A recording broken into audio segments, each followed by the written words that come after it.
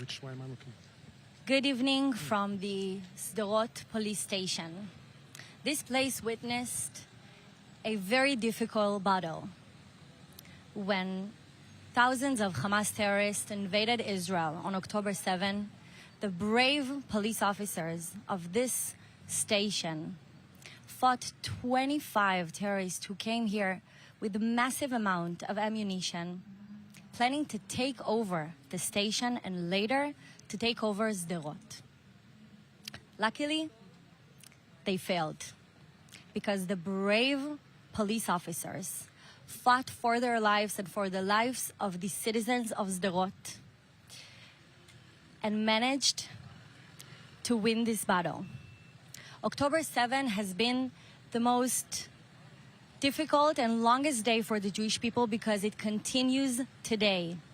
But being here 1 year later, with our heads head high, we are proud to remember the fallen and the victims and to hope for the swift return of 101 hostages that are still held captive by Hamas terrorists in Gaza. This broadcast is brought to you by the Ministry of the Diaspora and Combating Anti-Semitism. The digital center of this ministry was established before October 7 to expose the truth about Israel and to share personal stories of Israelis. Please enjoy the following video.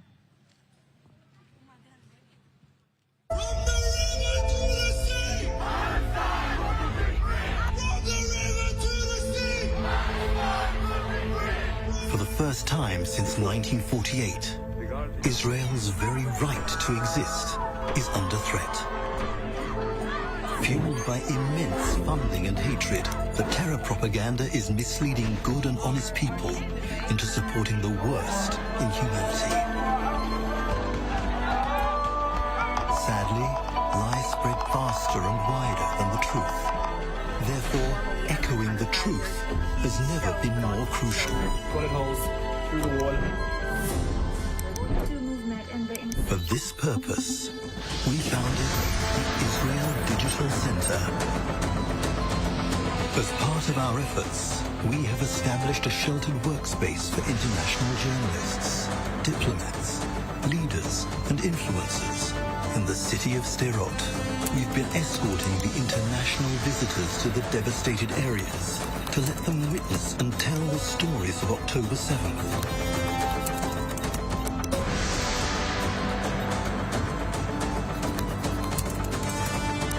Encouraging and helping civilians to speak up and tell their stories to the world. Creating content and sharing reliable information about the conflict. There is still much more to be done, but together we can make a difference.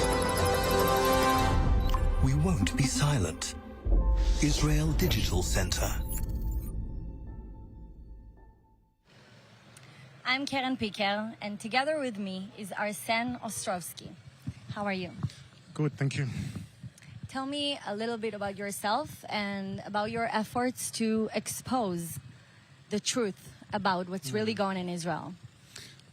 I'm a human rights attorney, originally from Australia, but now live in Tel Aviv. I'm a father with 2 children, and that's probably the most important thing. You know, we're fighting this legal battle, but I'm also a father. I'm also a parent. I'm also trying to cope with children in wartime, asking questions, why are they firing rockets at us? So it's a very complicated, very difficult life. And being here today in Sderot is on this anniversary is just so overwhelming, because just when you think you've seen it all, you've heard it all, you hear something else.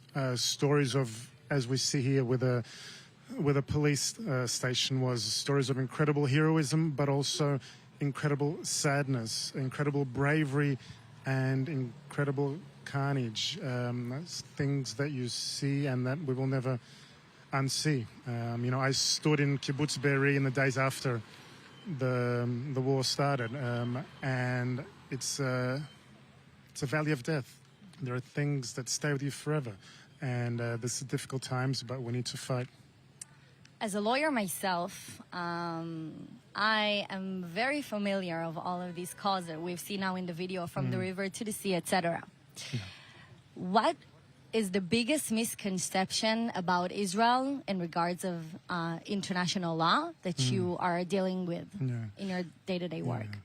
Look, it's an important question, and we have to recognize that we are fighting multiple wars in different battlefronts. It's not only our heroic soldiers fighting in Gaza and our Lebanon, but we're also fighting online. We're fighting in the diplomatic arena. We're fighting in the political arena, but we're also fighting the legal arena, which is so crucial because so much of the legal discourse, and I would call it a pervasive discourse, a perversion of the law, it reverberates around the world.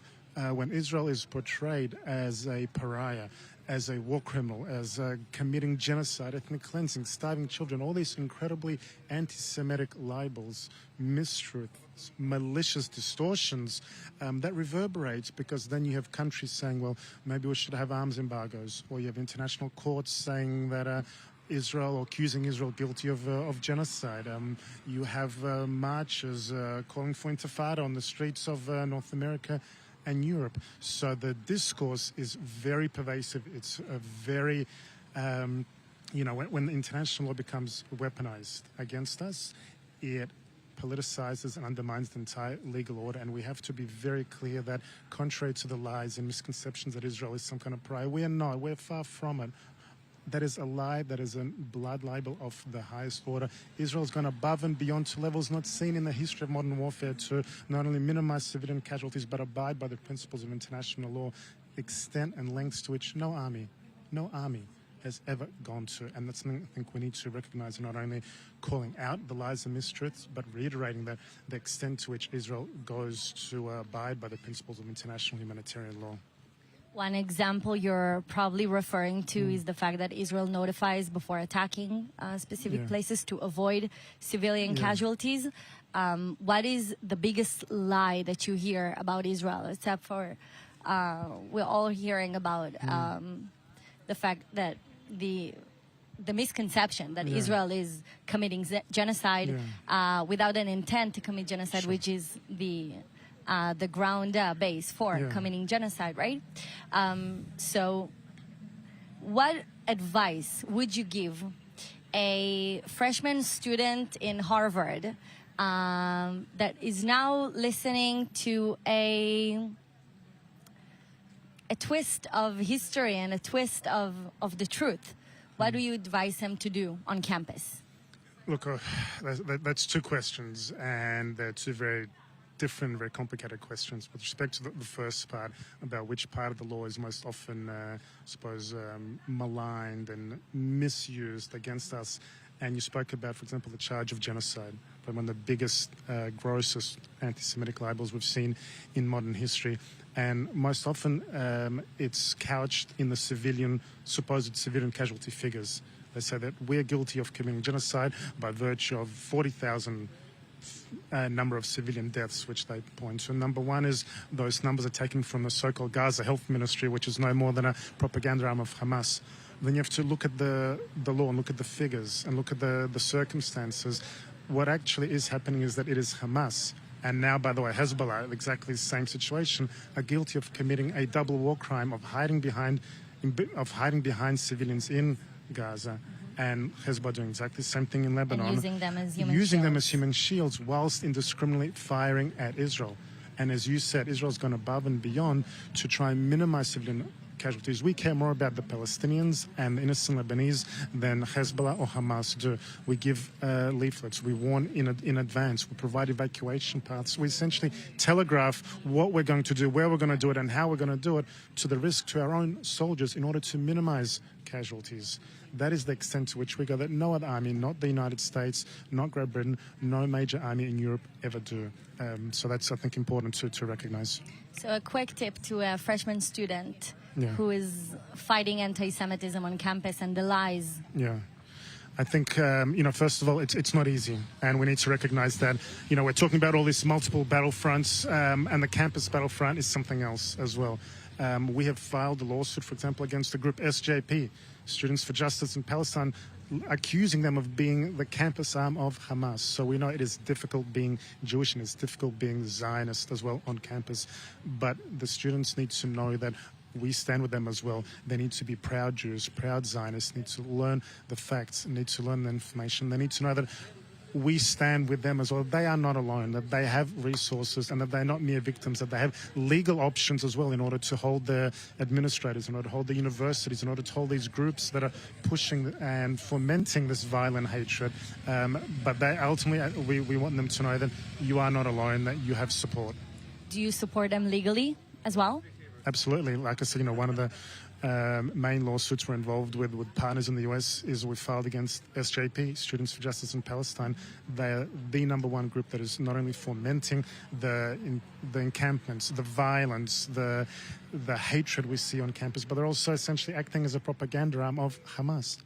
On October 7th, Hamas issued a call to action. The very next day, SJP, for example, distributed a manifesto, a toolkit.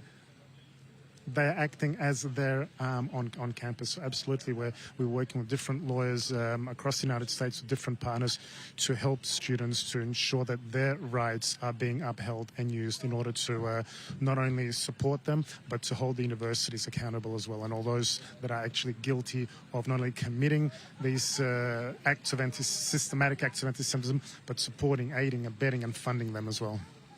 Now we're hearing a lot about the UN and all of its efforts to do everything in their power, but condemning Iran, for example, for firing ballistic rockets in the largest ballistic attack in history. What is your take on that? We normally say there are two certainties in life, death and taxes, and we can add a third, that Israel will always be guilty before the United Nations.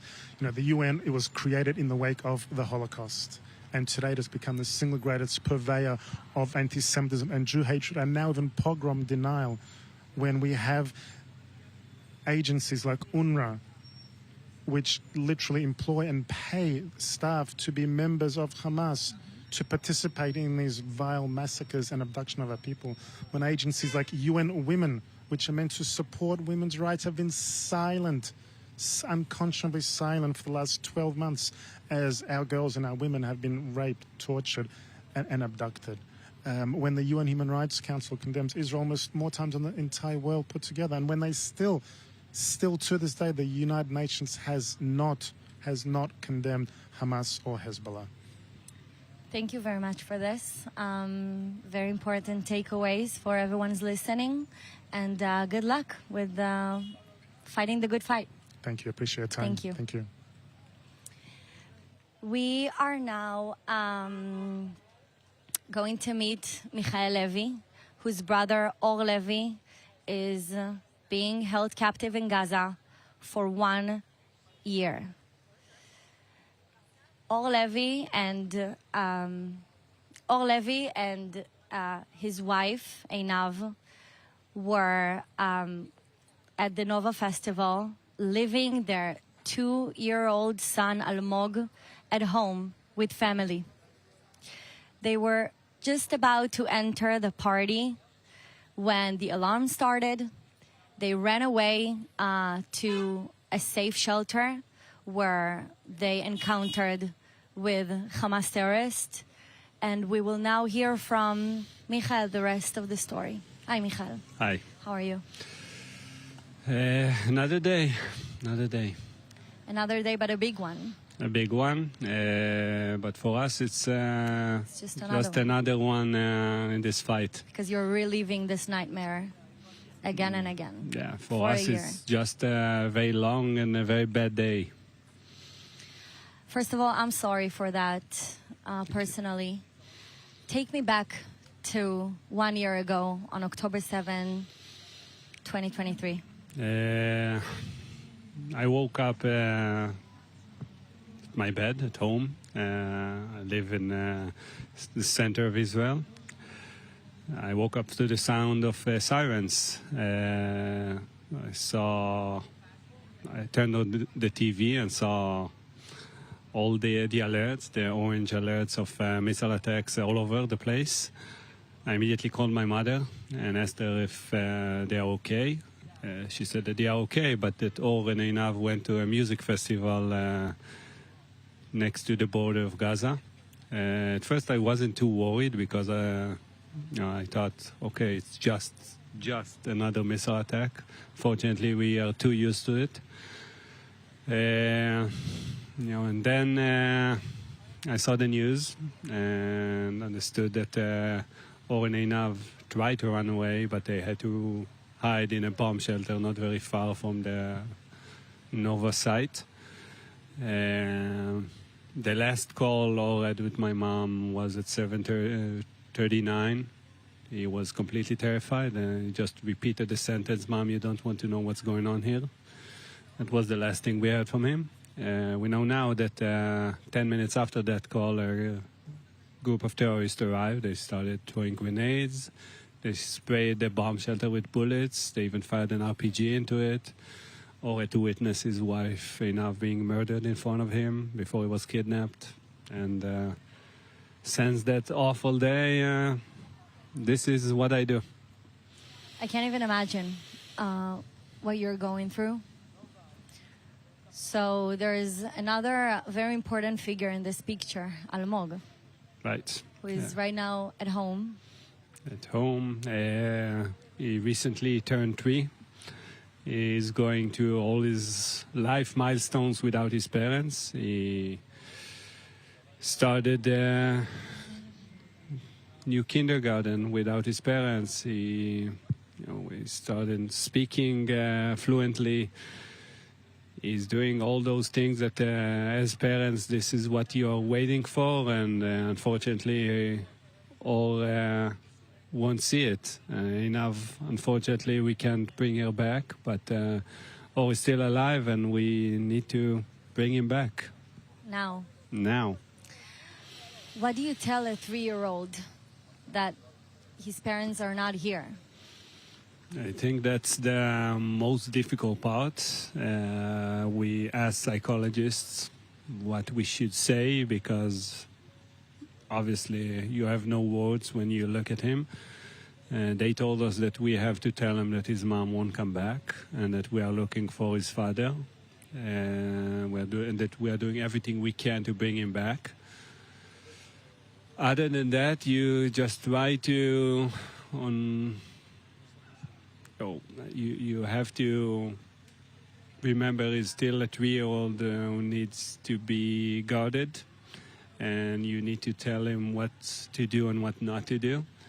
But when you look at him, it's not that easy because you know what he's going to how he's going to grow up with no mother, and it's difficult. In the past year, did you get a sign of life from Or? Unfortunately, all we have is that video that we released on June 24th from the day of the kidnap. We can see that he is alive and that he wasn't injured, but other than that and the assumption of the IDF that he is still alive, we don't have anything. I read somewhere that you got I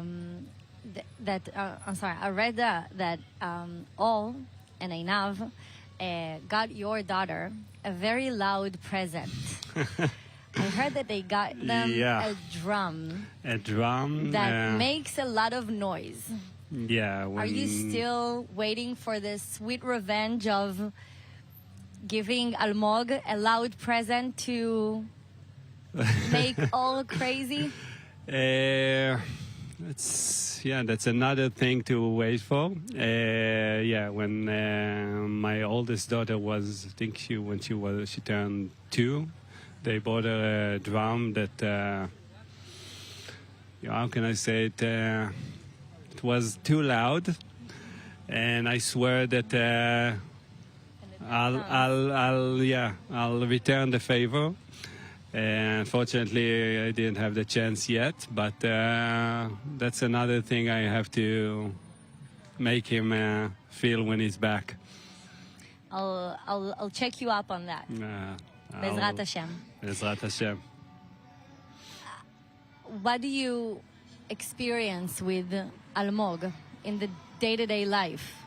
Do you try very hard to remind him about his dad, about his late mom as well? We talk about them. We show him pictures. We try to keep them in his memory. But it's getting harder and harder because sometime now when we show him pictures of all, he thinks it's me.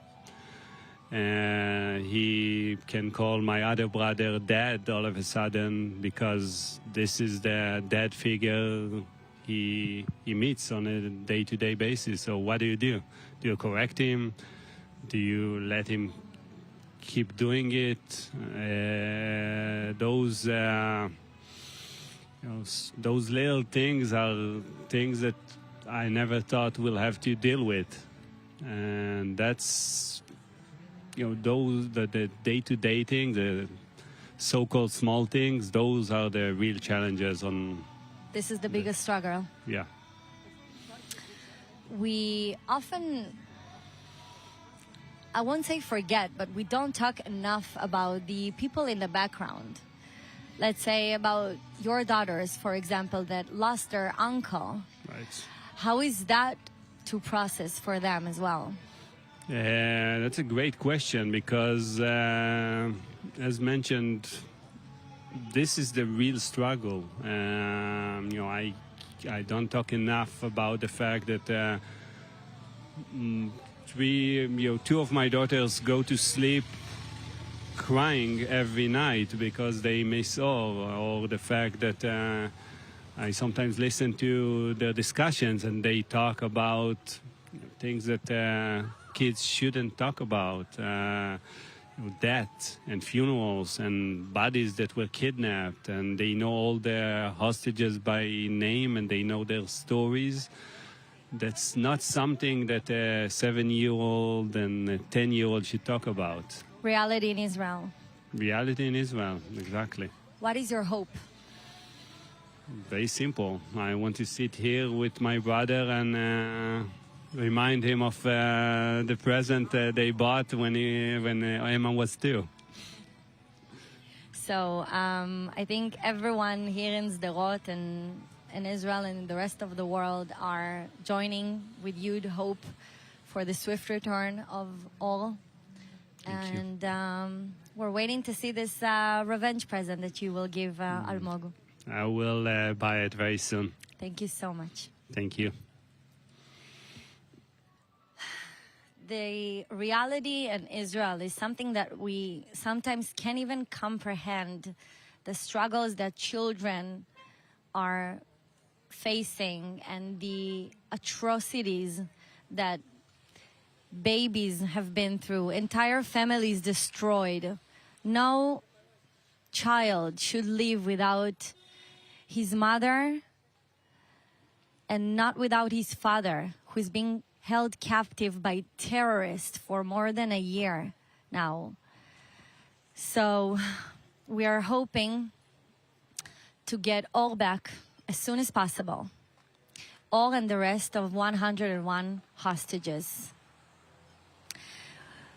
Now joining us is Adele. How are you, Adele? Quite tired, thank you. It's been a long day. I can only imagine and relate.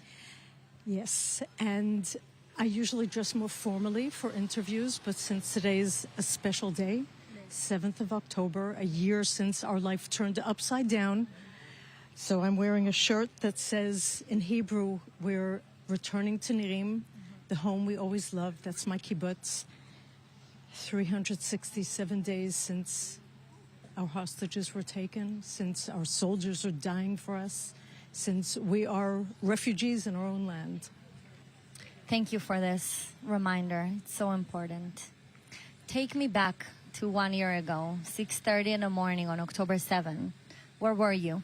So I was already awake because I had intended to get up at 5:45 and grab my camera and get in my car and drive out to the fields to take a picture of wildflowers in the fields. I live on Kibbutz Nirim. We're a mile away from the border. That's how safe I felt on October 6th. So October 7th, I didn't wake up at 1:45, because if I had, I would not be sitting here in Sderot talking to you today. 6:29, the incoming rocket started. And I ran into my safe room. Every house along the border has a safe room that's to protect us against rockets. It's concrete walls and windows. No. Sorry. All good. He wanted to take my water. He A can't woman have my needs her water. Concrete walls and ceiling, and it protects us from rockets. So I ran into the safe room. The barrage was so heavy, we could tell it was something different. It was so heavy that I was scared to stand up and close the heavy iron sleeve that we have on the window that protects us from incoming shrapnel. A little while later, we get no official information. I get messages on my phone saying, Israel has been invaded. Go outside of your safe room, lock your doors and your windows, and then go back in the safe room and lock yourselves in. The only problem with that is the safe room, the door does not lock. Safe room is meant to keep us safe from rockets, not from infiltration. The only way to keep it locked to any extent is by pulling down on that handle and just hoping and praying that whoever's on the other side of that door isn't stronger than you are. Who was the one holding that handle on So that day? I was lucky. I'm a widow, but my 33-year-old son had come to visit because it's his birthday on October 8th. So he came down for the weekend. It was also our kibbutz anniversary. So he came down for the festivities, and he was sleeping in my house when that happened. So he was with me in the safe room. I wasn't alone. How serene and happy our lives were before October 7. You're mentioning the celebration of the kibbutz and mentioning and celebrating each other's birthdays on October 8th. I assume you didn't really celebrate this birthday. However, So we used to call our area 95% heaven, because it really was heaven 95% of the time. Paradise. No crime, no pollution. You could let your kids play out, not like here on the street. They would just go out on the lawn, and it was 95% heaven until October 7th, and it flipped to 100% hell. what does the conversation between you and your son look like during this time in the shelter while he's holding the handle? So I'm trying to keep track of what's going on within my kibbutz, within my community. We have an internal messaging system, and I'm seeing messages coming from the western side of the kibbutz saying, we hear gunfire, we hear Arabic outside, they're entering our houses, they're burning our houses. And I didn't talk very much with my son. We were keeping quiet. We turned off the air conditioner so that the motor wouldn't betray the fact that we were in the safe room, and we were just sitting there quietly. I did do a few interviews, whispering into the phone. A few of the radio stations and media called me. Wow. But I knew at one point we started hearing shooting outside our house, and we started hearing Arabic outside our house. And my son understands a little bit Arabic, and he heard somebody calling somebody away.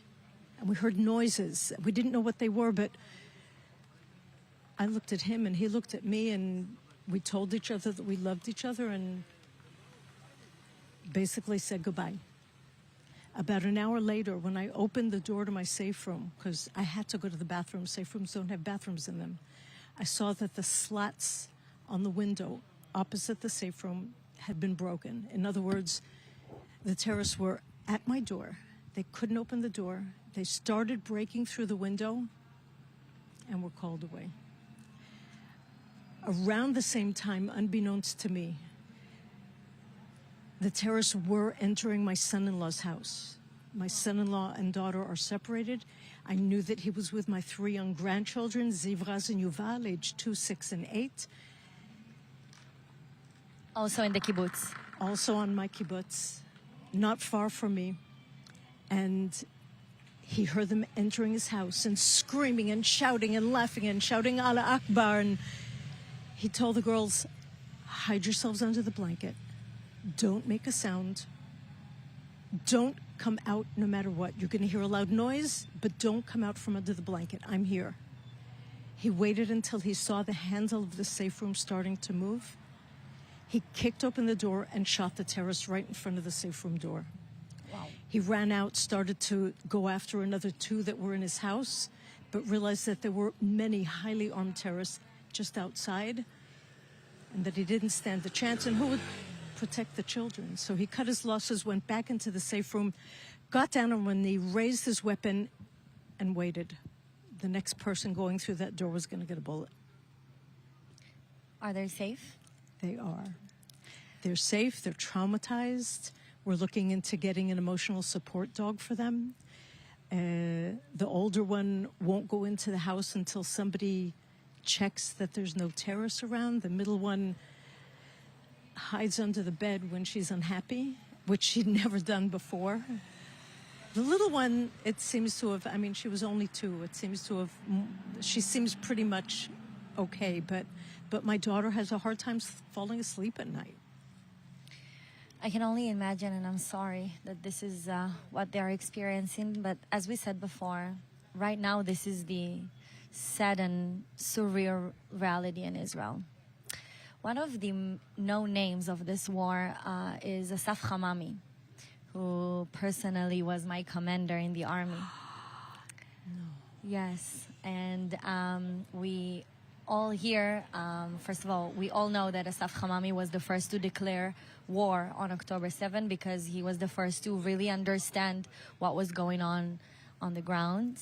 And they say that he fell fighting for Nirim. Totally. How does it feel for you being a Nirim member who was saved by Asaf Hamami? So we didn't know anything about that. We didn't know that there were soldiers in the community until weeks later. They tried to keep it a secret, especially his name. But he understood that something was going on. He put his son with a soldier in the safe room in his base, went out with Kirill and Tomer, came by Nirim, saw that there were already terrorists in Nirim, and they were the first ones actually to engage with the terrorists. They killed a few of their leaders, but then they themselves were killed horribly, and the leaders that were left, the Nukhba leaders, wanted to get credit for this horrible death. To get credit for this high-ranking soldier. So they took his body and the other 2 soldiers and drove back with them to Gaza, which is, from what I understand, the reason why, to a great extent, we had it so much easier, because they didn't have leaders. The Nukhba terrorists that were left on Nirim were without leaders. They were without a plan. So they killed and they kidnapped and they burnt and destroyed. They did horrible things, but far less than if Asaf and Kirill and Tomer had been there. May their memory be a blessing. May their memory be a blessing. Has a very, very special place in the hearts of all of the people on Nirim. I can only imagine. Thank you very much for this. Have a great evening, and may everyone returns back home. Am Yisrael Chai, Am Yisrael whether Chai. they like it or not. Totally, 100%. What a spirit that really lifted our thoughts. We pray for the safe and health of the Israeli soldiers of the IDF. And we thank all of the fallen that have risked their lives to protect the citizens of Israel since October 7 and until today, in every border towards every front. It is very interesting to always see the connection between the IDF and the citizens, because knowing that their mission is to protect citizens, to protect Israelis, because it's Israel Defense Forces. This is the meaning of the IDF. This is what it's meant for. It has been the elite goal of the IDF since October 7 and until today. And being here with Adele, who was actually saved thanks to these heroes, and especially Asaf Hamami, is truly incredible.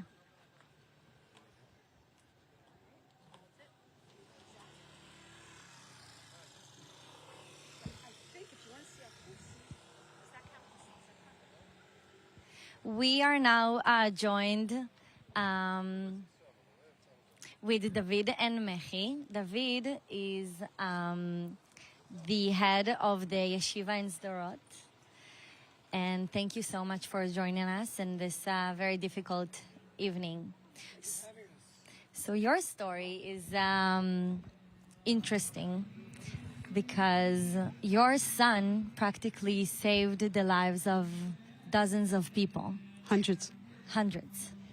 Take us back to the morning of October 7th. The truth is, the morning of October 7th, we had no idea what my son was doing. We were very involved in doing here in Sderot. His whole story, I only found out Pesach time, Passover time, about 6 months later, because he didn't talk about it. He was too traumatized. He just worked like a robot. It was only afterwards. Okay. You want to start? 6 o'clock in the morning, the men already went to synagogue. It was a holiday, and the plan had been that about 8 o'clock, my son, my married son, would come back to the house, and we would dress the 4 kids and take them out while his wife would stay with the newborn for a few hours of rest and relaxation. But at 6:30 in the morning, there was a Tseva Adom, a red alert. I had to wake up the kids and send them down to the safe room. I had to carry 2 kids down myself. And then when I was there with my daughter-in-law, she said, just tell your son, my husband, that he shouldn't leave us by ourselves. Please, he should come home. Ran upstairs, got dressed, and on the way to the yeshiva, I hear shooting in Sderot. 30 years I've been living in Sderot. 23 years of Qassam missiles, but never shooting. I didn't understand what was happening, and I ran to the yeshiva. My husband saw me. The place was deserted. There was no one outside. He was outside with one guy talking, talking very quickly with his hands, and he said, quickly, upstairs. Get upstairs fast. It's important to say that coming back to this spot is very emotional for us because this is the spot that our guys came down and were able to kill terrorists. People on the way told them, don't go. They're terrorists. They said, that's why we're going.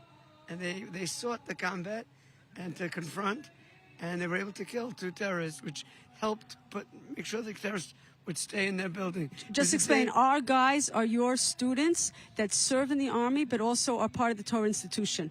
And they had their guns with them that day, their rifles. Okay. Simchat Torah is a very special day. And this year, we're going to be doing it even on a higher scale. We go out and we dance with the whole city. So we really had a lot of great plans for that day. But instead of going out to dance, our guys came down to fight. And we're very proud of them because they weren't afraid. The Palestinians took everything into account, that the army, that the police, that the Kitot Koranut, those special units, and the intelligence is not really working. They didn't take into account the heroism of citizens. And that's something very special. One of the most known footage, of the first footage that we got from on October 7, I remember myself being in the shelter in my house, and then I saw terrorists in Sderot in these white vehicles that we all know and we all can reflect and imagine in our heads. How did you feel hearing about this beloved Sderot of yours taken over by terrorists? That's what that young man was telling my husband. That young man was a first alert guy who was running after he heard the Qassam to see if there's anyone he had to save, anyone he could help in the first aid station. He's the one that saw those terrorists in the van right here on the street. And he ran to the yeshiva. He ran and he told my husband, And that's where my husband was in the middle of when I came. So we knew about it before it was on the news, before it was in the At that cameras. point, it was really a miracle for the terrorists that they didn't come up. Because had they come up at that point, we were ready with a lot of ammunition and a lot of guns, and the guys had bullets ready, and they would have no chance. But thank God they didn't give us that opportunity, because we were able to stop them here. So the spirit didn't even stop for a second on October 7th. That's the main point. The dancing continued. Of course, we didn't realize the magnitude. And of course, the songs were I did. really, really prayer. Yeah, the songs that we sang, it was not a happy dancing. It was hugging the Torah scrolls and just beseeching God that he should save our people and that we should come out of this stronger.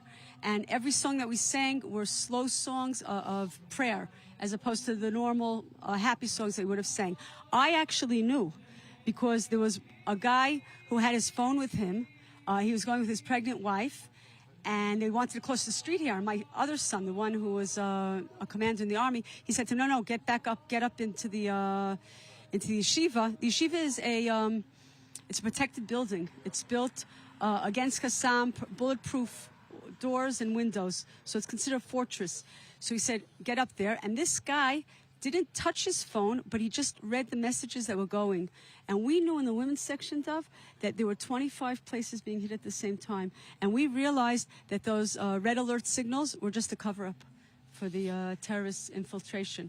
And it made us feel very big, that we're part of something big. It's not just Sderot, that, far-off city that's been getting for 23 years, but it's everyone. There's a lot of places that are getting it. I want to remind you about the speeches. Maybe you remember one of the speeches you made. At that point, the boys in our yeshiva, a lot of them are newcomers. They were just there for maybe a month. They were scared. And one rabbi after another got up and spoke about the Simchat Torah celebrations during the Holocaust, after the Holocaust, the Yom Kippur War, about wars that we Jews have fought and won. And it gave such strength. It was so, it was very strengthening. Do you remember what you said? Well, we described in 1942, my father described that there was a lot of singing in New York. And someone came in and burst into the room and said, how could you sing when there's a Holocaust going on? And we told the guys maybe he was right. But in Israel today, we have an army, we thought. We have intelligence. We have police. But I think our major message is that there's a whole new generation of young, courageous, spirited leaders that are willing to really put their lives on line and really willing to combat. And I think the terrorists didn't take that into account.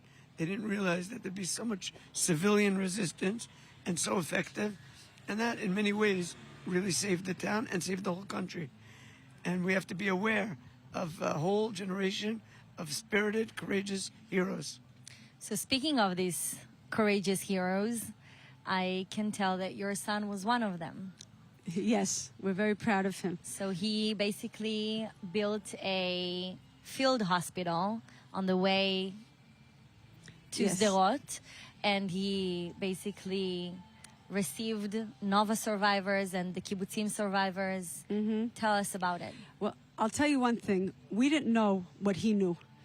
In other words, until we turned on our phones and internet, and that was only after the Chag went out at like 8 o'clock at night. Because you don't use your phones right. during the Chag. We did not know about the barbaric hedonism of these inhuman savages that came to torture and to kill and to maim our brothers and sisters. We didn't know about it. And I'm happy because at least we did have a feeling of Chag. But my son was right in the middle of it. He saw it. He saw the people coming out, people that were like dazed. They said, wow, we're seeing someone that's alive, because all they had seen from their house, 14 hours holed up in the shelter, little children held up in a closet watching their parents being murdered. They actually had two kids come to their house. The daughter was covered with her mother's blood. They thought she died, so they didn't try shooting her. Yeah. And what he showed and what his wife showed, he organized that field hospital. He actually saw that the army was organizing a field hospital down the road across the street. he went to them with his car. He said, no, come to us. We have it much better organized. We have much more medical equipment, more doctors and nurses that's joined forces. They came. And then he heard that there was something happening in Saad. And he also went there and he brought them over. So it wasn't, he set up a field hospital and then he united the field hospital.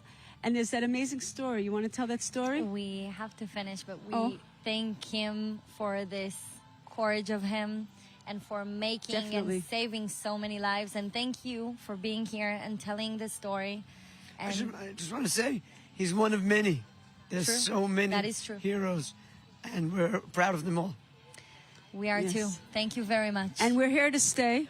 And the Gaza Strip will be Jewish.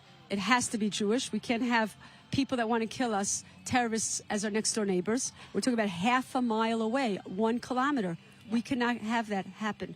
Thank you. So we're here to stay. Sderot is ours, and also the Gaza Strip. Thank you. Thank you very much. It is really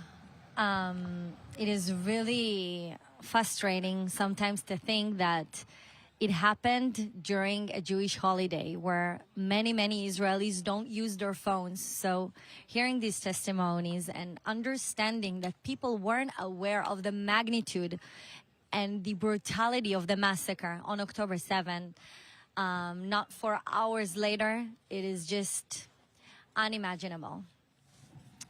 Joining us now are Hillel and Elisa. How are you today? As good as we can. Complicated day.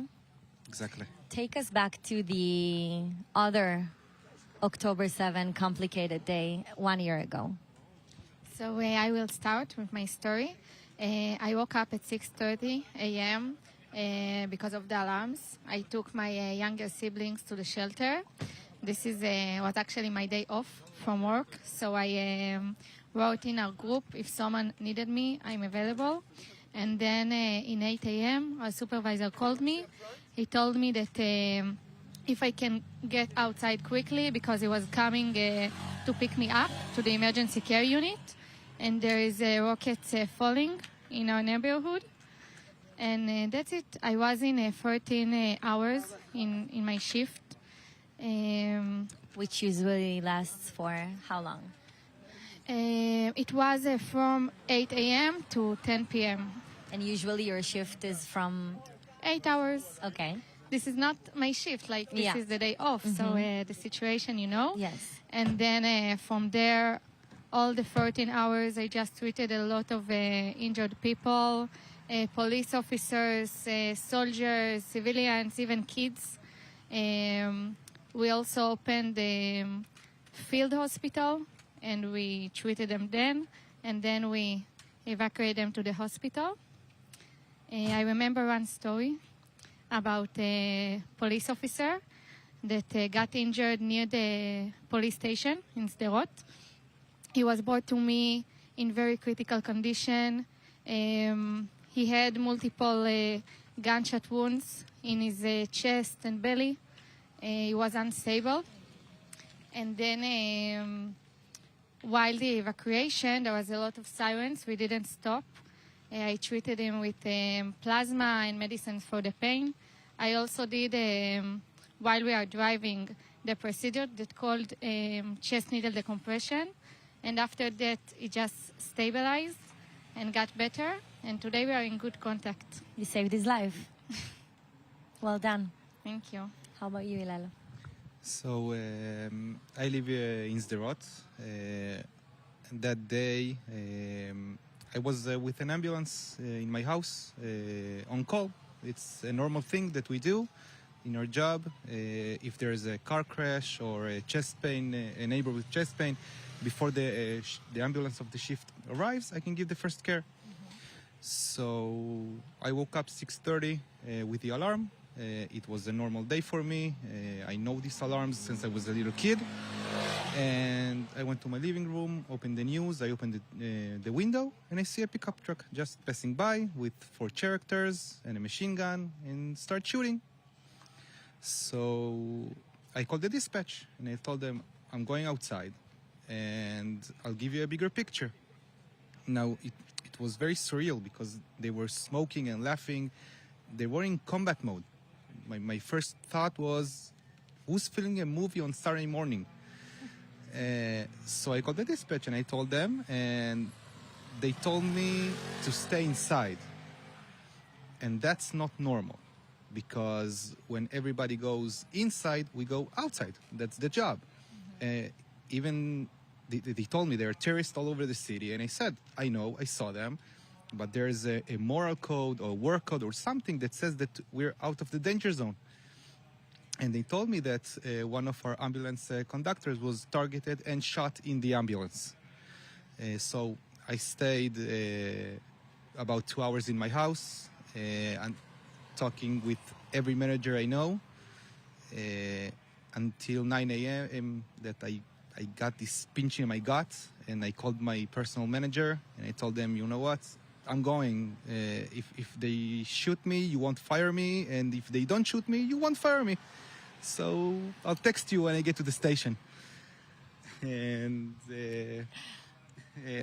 I got to the station. There were many wounded that we started treating them. We had one bulletproof ambulance in Sderot. Were you driving it? No. It was in another site, so we didn't even have the opportunity to use it. So all the wounded in the station were barricaded in the station. Now it's the Mada station is not a place that we treat people. We rest there, and when we get a call, we get to the crash scene or to the patient's house. And that day we had to treat people in the station, critical patients. The first patient was a 20-year-old with a gunshot wound in the shoulder and in the abdomen. And usually we have 10 minutes in the field to prepare the patient, put a tourniquet or something, and then evacuate to the hospital. And that day, the first patient, we got the green light from the IDF to go and start evacuating with the bulletproof ambulance 2.5 hours later. So it was 2.5 hours stabilizing him in the station.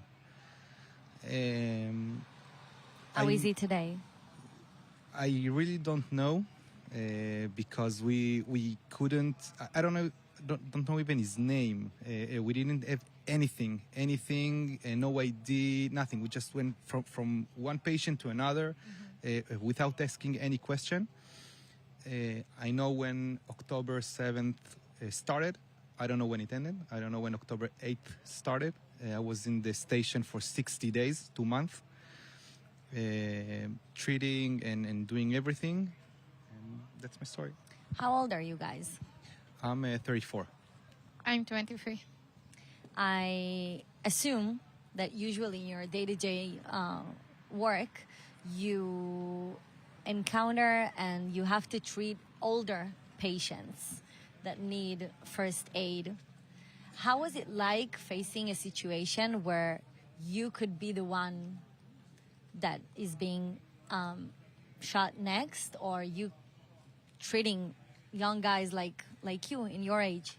So basically, every day we treat every age, from infants and newborns to the elderly. But still, this wasn't a normal treatment. It wasn't a stomach pain or stuff like that.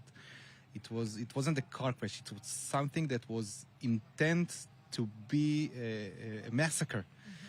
And it was people that we know.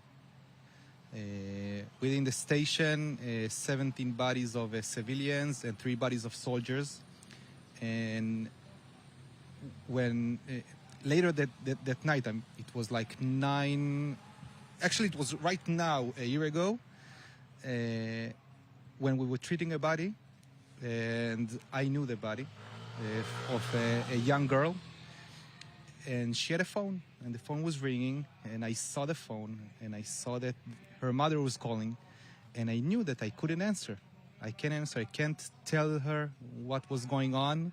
That's not something that we say over the phone, and not something that we say in a 30 seconds call. I can only imagine these experiences, but thank you so much for your bravery and for your aid, and thank you. That's his job. Yeah, keep doing it. Well done. Seeing all these young people risking their lives for each other, for Israel, for the Israeli society, for... It's just unimaginable thinking what these guys had to go through on October 7 and the sights they had to witness during that day. Joining us now is Simcha, who is part of Zaka. We all heard about Zaka during October 7. And I am not going to say the worst, but you really had one of the worst jobs to do, treating and covering and taking all the unimaginable amount of bodies in Sderot in particular and around the Gaza Strip. Tell us about it. Tell us about your October 7 perspective.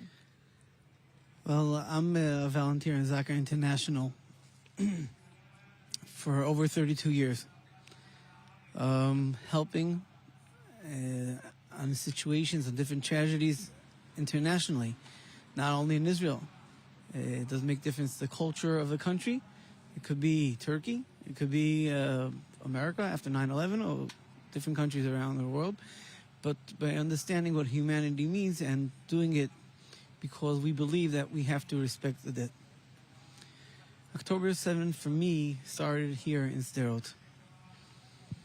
I was called in around 2:20 in the afternoon,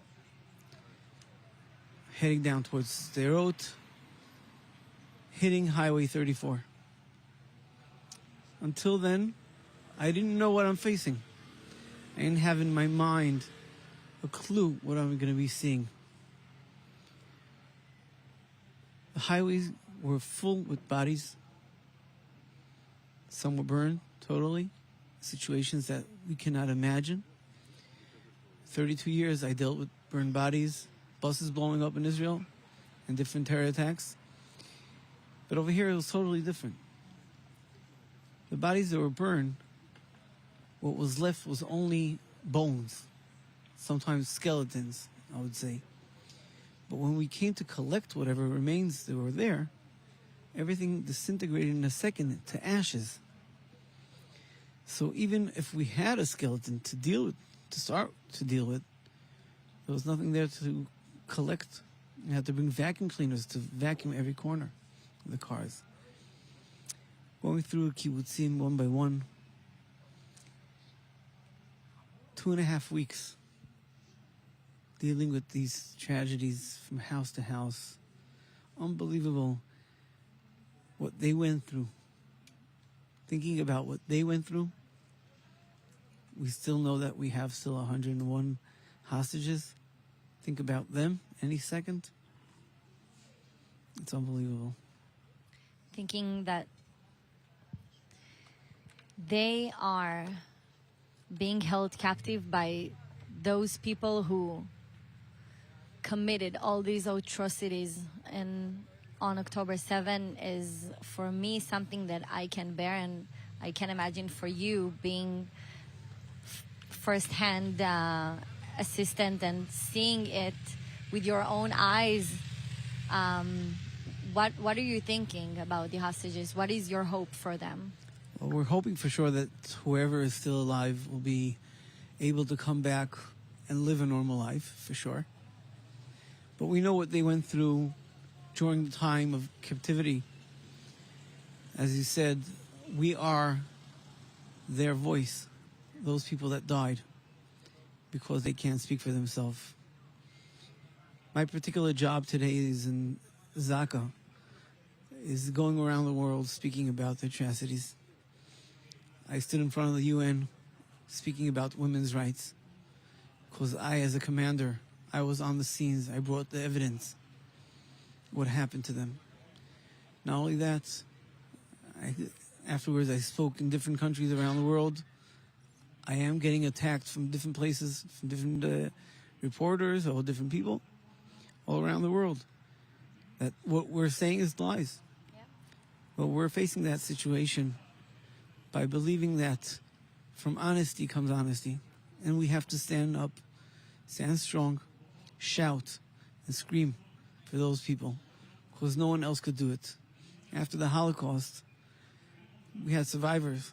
They had numbers. We are the numbers.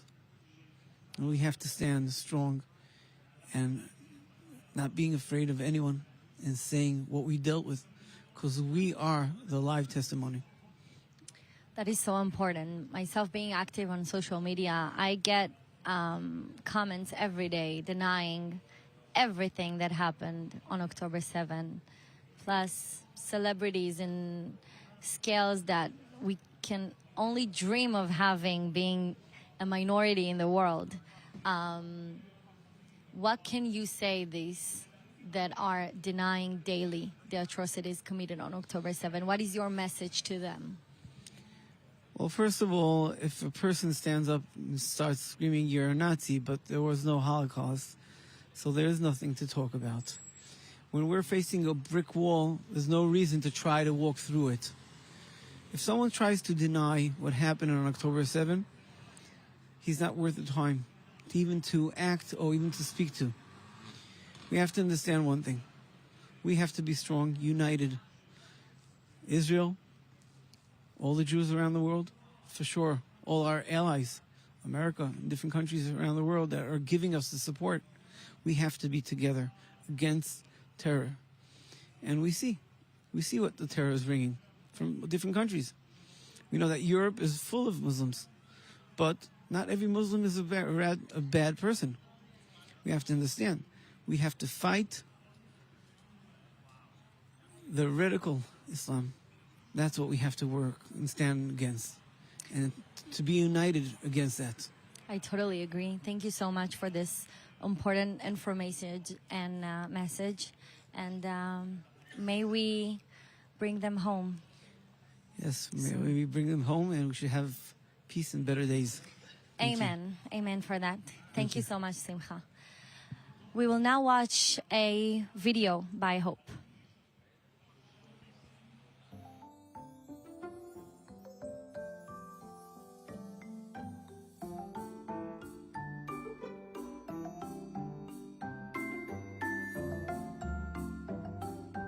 שהקיץ לא ייגמר ונמשיך לשחות בים ובבריכה כל השנה.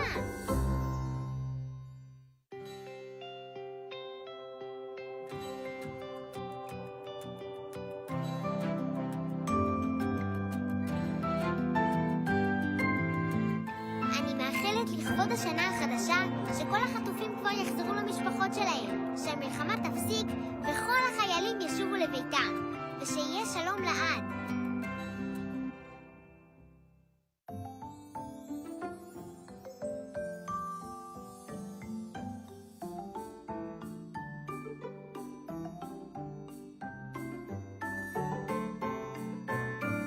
אני מאחלת שיהיה יופי בישראל והכל יהיה טוב. שתהיה שנה טובה של ימים טובים ונעשה כל מה שבא לנו. שיהיה כיף.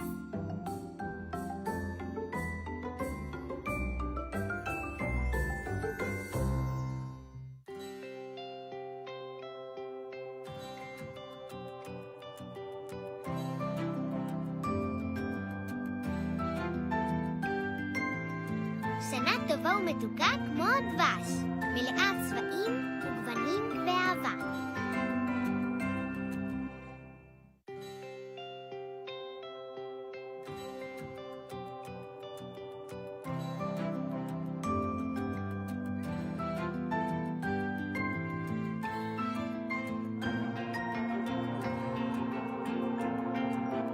אני רוצה לאחל גשם של דברים טובים, צמיחה ושמחה.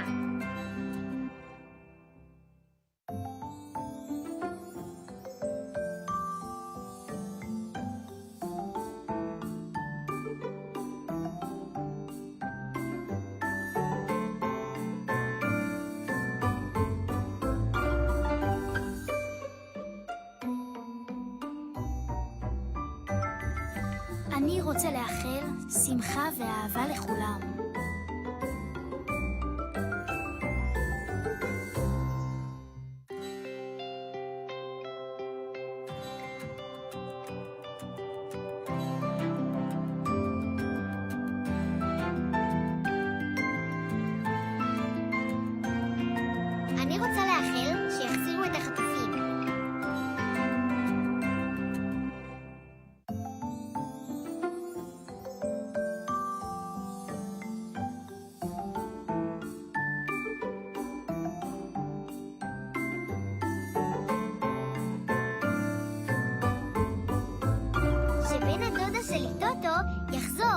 לשחק יחד. שאפגוש לך בקרן ושתיגמר המלחמה.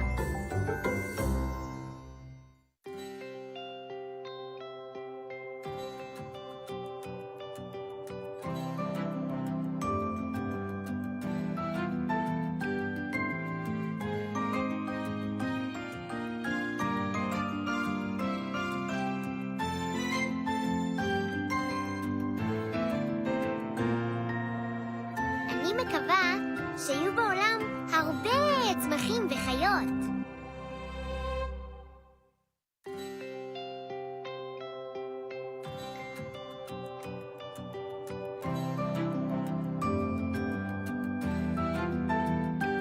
שתהיה שנה של שלום בלי אזעקות, עם הרבה פרחים, לבבות ונצנצים.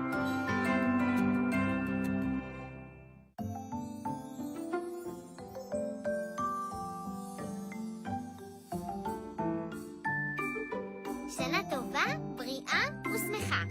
שנחיה זה לצד זה באהבה וסבלנות. שיהיה שלום וביטחון לכל משפחה בישראל. שנצחק ונגשים חלומות, ושיהיה רק טוב.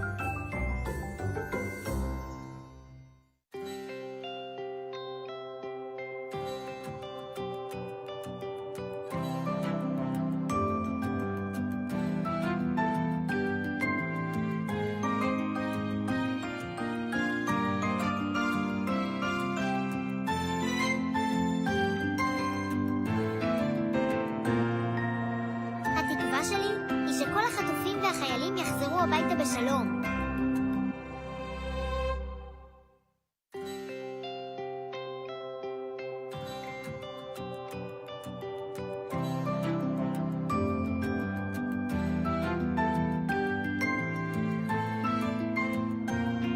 אני מאחלת שכולנו נהיה שמחים.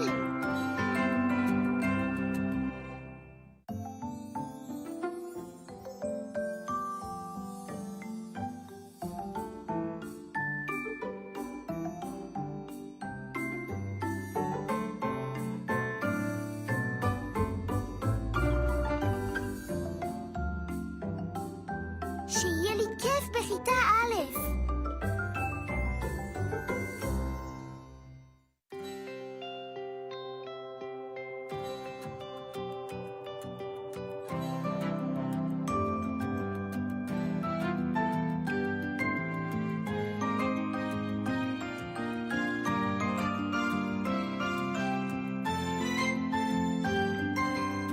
שיהיה לכל ישראל שקט ושלווה, ושתמיד יהיה פה שמח ופורח.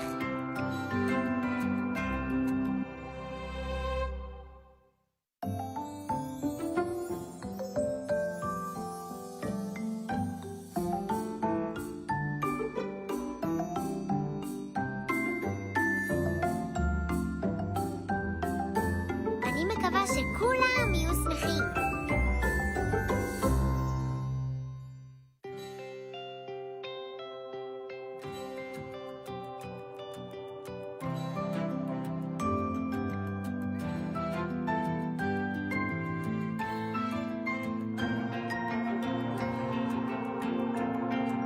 שתהיה כל יום גשת בענן, וכל הילדים יהיו שמחים.